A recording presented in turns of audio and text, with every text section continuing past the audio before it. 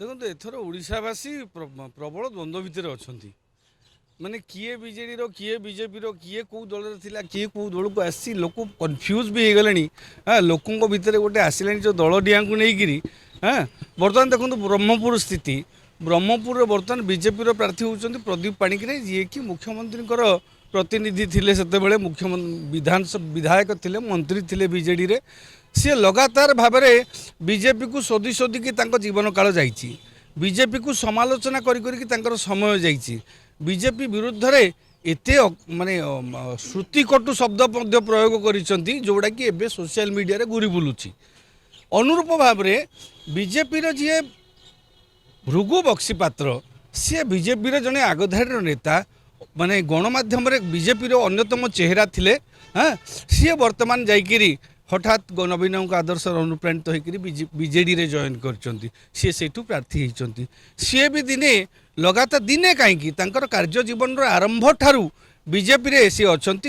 ସେ ବିଜେପି ଜନତା ଦଳକୁ ଅତ୍ୟନ୍ତ କଟୁ ଭାଷାରେ ସମାଲୋଚନା କରି ଆସିଛନ୍ତି। ସରକାର ଦୁର୍ନୀତିଗ୍ରସ୍ତ, ସରକାର ଅପାରଗ, ସରକାର ବିଭିନ୍ନ ଯୌନ ବ୍ୟଭିଚାର ବଢ଼ିଛି, ନାରୀ ନିର୍ଯାତନା ବଢ଼ିଛି, ସବୁ ବଢ଼ିଛି, ସବୁ ଅନ୍ୟାୟ ଅବିଚାର ହେଇଛି ବୋଲି କହି ଆସୁଥିଲେ। ସିଏ ପୁଣି ଆଜି ଯାଇକି ସେଇଠି ବିଜେଡ଼ିର ପ୍ରାର୍ଥୀ ହେଇଛନ୍ତି।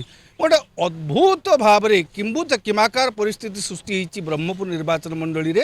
ହଁ ଯେଉଁମାନେ ପରସ୍ପରକୁ ବିରୋଧ କରୁଥିଲେ, ଇଏ ଭୃଗୁ ବକ୍ସିପାତ୍ରଙ୍କୁ ପ୍ରଦୀପ ଶୋଧୁଥିଲେ, ପରିସ୍ଥିତି ଗୋଟିଏ କେବଳ ହେଇଛି ଉଭୟକୁ ଶୋଧୁଥିଲେ, ଏବେ ଉଭୟକୁ ଶୋଧିବେ, କିନ୍ତୁ ପ୍ଲାଟଫର୍ମ ଅଲଗା ହେଇଯାଇଛି। ଇଏ ପଳେଇ ଯାଇଛନ୍ତି ବିଜେଡ଼ି କି, ସିଏ ପଳେଇ ଯାଇଛନ୍ତି ବିଜେପି କି। ବର୍ତ୍ତମାନ ଇଏ ଯେତେବେଳେ ବିଜେପି କି ଶୋଧିବେ, ସିଏ ଯେତେବେଳେ ବିଜେଡ଼ି କି ଶୋଧିବେ, ବ୍ରହ୍ମପୁର ଜନସାଧାରଣ କାହାକୁ କେମିତି ଗ୍ରହଣ କରିବେ ତାହା ଆଗକୁ ଦେଖିବାକୁ ବାକି ରହିଲା। ଦେଖନ୍ତୁ କଂଗ୍ରେସ ତ ବର୍ତ୍ତମାନ ସୁଦ୍ଧା କଂଗ୍ରେସ ଲଢ଼ିଲା ଭଳି ମାନସିକ ସ୍ଥିତିରେ ଅଛି ବୋଲି କାହିଁକି ହୃଦବୋଧ ହେଉନି। କଂଗ୍ରେସ ତାର ପ୍ରାର୍ଥୀପତ୍ର ଚୂଡ଼ାନ୍ତ ଏପର୍ଯ୍ୟନ୍ତ କଲା ନାହିଁ। ତେଣୁ ବ୍ରହ୍ମପୁରରେ ବିଜେପି ବିଜେଡ଼ି ଲଢ଼େଇ ଭିତରେ କଂଗ୍ରେସର ସ୍ଥିତି, କଂଗ୍ରେସର ଯେ ପୂର୍ବରୁ ମନ୍ତ୍ରୀ ଥିଲେ ସିଏ ତ ବିଜେଡ଼ିରେ ଯାଇକି ଏମ୍ପି ହେଇଥିଲେ। ତେଣୁ କଂଗ୍ରେସର ଭୋଟ ବ୍ୟାଙ୍କକୁ ରଖିବା ପାଇଁ କଂଗ୍ରେସ ଗଞ୍ଜାମ ଜିଲ୍ଲା ବା ବ୍ରହ୍ମପୁରରେ ସେତେଟା ପ୍ରଯତ୍ନ କରିଥିଲା ବୋଲି ମୁଁ କାହିଁ ଦେଖନ୍ତୁ କଂଗ୍ରେସର ଜଣେ ଟାଣୁଆ ନେତା ପୀତବାସ ପାଣିଗ୍ରାହୀ ନା ପୀତାବାସ ପଣ୍ଡା, ସିଏ ବି ତାଙ୍କର ଇସ୍ତଫା ଦେଇଛନ୍ତି ନିକଟରେ। ସିଏ ଜଣେ ଟାଣୁଆ ନେତା କଂଗ୍ରେସର ବ୍ରହ୍ମପୁରରେ ସଂଗଠନ କରୁଥିଲେ। ତେଣୁ ଜିନିଷ ହେଉଛି ବର୍ତ୍ତମାନ କଂଗ୍ରେସ ଭିତରେ ମଧ୍ୟ ନିଜ ପରିବାର ନିଜ ଘର ସଜାଡ଼ୁ ସଜାଡ଼ୁ ସେମାନଙ୍କ ସମୟ ଯାଉଛି। ନିର୍ବାଚନକୁ କେବେ ସିଏ ପ୍ରାର୍ଥୀ କେବେ ଚୂଡ଼ାନ୍ତ କରିବେ, କେବେ ତାଙ୍କର ନିର୍ବାଚନ ମଇଦାନକୁ ଆସିକି ଦଳକୁ ସଜାଡ଼ିବେ, ସେଇଟା ଦେଖିବାକୁ ବାକି ରହିଲା। ମୁଁ ଭାବୁନି ଯଦି ବ୍ରହ୍ମପୁରରେ ସେମିତି କଂଗ୍ରେସ ଗୋଟେ ଟାଣୁଆ ପ୍ରାର୍ଥୀ ଦିଏ, ହୁଏତ କଂଗ୍ରେସର କିଛିଟା ଭୋଟ ବ୍ୟାଙ୍କ ଆଜି ବି ଅଛି।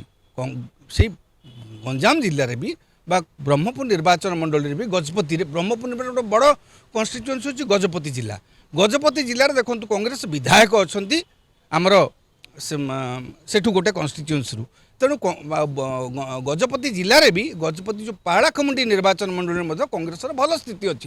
କଂଗ୍ରେସ କିଛି ଅସମ୍ମାନଜନକ ସ୍ଥିତିରେ ସେଇଟା ନାହିଁ। କିନ୍ତୁ କଂଗ୍ରେସ ବର୍ତ୍ତମାନ କେତେ ଦୂର ନିଜକୁ ସଜାଡ଼ିକିରି ମଇଦାନକୁ ଓହ୍ଲାଉଛି ସେଇଟା ଦେଖିବାକୁ ବାକି ରହିଲା। ନାଇଁ, କଂଗ୍ରେସ ପ୍ରାର୍ଥୀ ଯଦି ଭଲ ପ୍ରାର୍ଥୀ ହେଲେ କଂଗ୍ରେସ ଭୋଟ କଂଗ୍ରେସ ପାଇବ। କିନ୍ତୁ କଂଗ୍ରେସର ପୂର୍ବତନ ବିଧାୟକ ନିକଟରେ ବିଜେଡ଼ିରେ ଜଏନ୍ କରିଛନ୍ତି। କଂଗ୍ରେସର ଯେଉଁ ସୂର୍ୟା ରାଓ, ସିଏ ବିଜେଡ଼ିରେ ଜଏନ୍ କରିଛନ୍ତି। ତେଣୁ ତାଙ୍କର ବି କିଛି ଫ୍ୟାନ୍ସ ଫଲୋଅର୍ସ ଥିବେ। ତେଣୁ କିଛି ଭୋଟ ସେମାନେ ସିଏ ମଧ୍ୟ ଡାଇଭର୍ଟ କରିପାରନ୍ତି ବିଜେଡ଼ିକୁ। ତେଣୁ ବର୍ତ୍ତମାନ ପରିସ୍ଥିତିରେ ଅବଶ୍ୟ କହିବା, ଯଦି କଂଗ୍ରେସ ତାର ପ୍ରାର୍ଥୀ ଚୂଡ଼ାନ୍ତ କଲା ପରେ ଜଣାପଡ଼ିବ ଯେ ସେଠି ଲଢ଼େଇ ତ୍ରିମୁଖୀ ହେବ କି ଦ୍ୱିମୁଖୀ ହେବ। ଯଦି ଦ୍ୱିମୁଖୀ ଲଢ଼େଇ ହେଲା ଭଳି ପରିସ୍ଥିତି ସୃଷ୍ଟି ହୁଏ, ଏମାନେ ଚେଷ୍ଟା କରିବେ ନିଶ୍ଚିତ ଭାବରେ।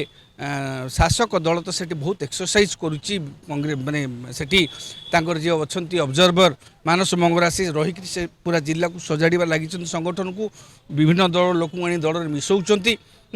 ମୁଁ ଭାବୁଛି ସେଇଟା କଂଗ୍ରେସର ପ୍ରାର୍ଥୀ ଚୂଡ଼ାନ୍ତ ହେଲା ପରେ ଆମେ କହିପାରିବା ସେଇଟା ତ୍ରିମୁଖୀ କି ଦ୍ୱିମୁଖୀ। ଦ୍ୱିମୁଖୀ ହେଲେ ମୁଁ ଭାବୁଛି ଅନେକାଂଶରେ ବିଜେଡ଼ି ଆଡ଼କୁ ବିଜେଡ଼ି କିଛିଟା ଲାଭବାନ ହେଇପାରେ।